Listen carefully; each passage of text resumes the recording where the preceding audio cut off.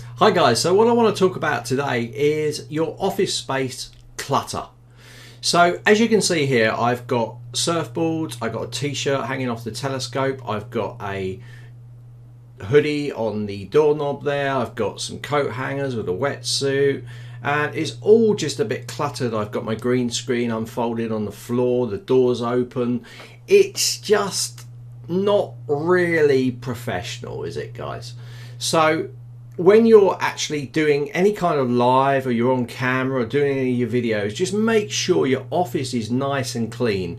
Now I've also got a blackout blind open on the side, so the window's open, so you can see there's real harsh lighting on my face. Now we're not covering lighting in this particular leveling up, but it's just like taking control of everything that you do for your courses, membership site, any lives you're running, any videos you're producing at all. You want to make sure you can do these really simple things and make the office just so much better. So I'm taking it that maybe you haven't got a green screen or enough room and those kind of things, but what you can do is you can still have a nice office environment if you keep it all nice and clean. So remember, whatever's in the shot will be seen by people.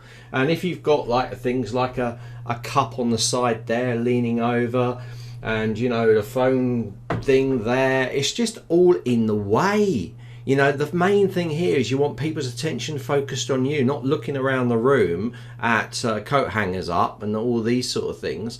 And also, like, if it's untidy, then people are going to think, okay, well, if that person's not even keeping their room tidy, then how are they to organize me and teach me maybe like organization skills? This can be really, even like psychologically, this sort of thing can hit people. Another thing is your hair. You know, do not have your hair all over the place.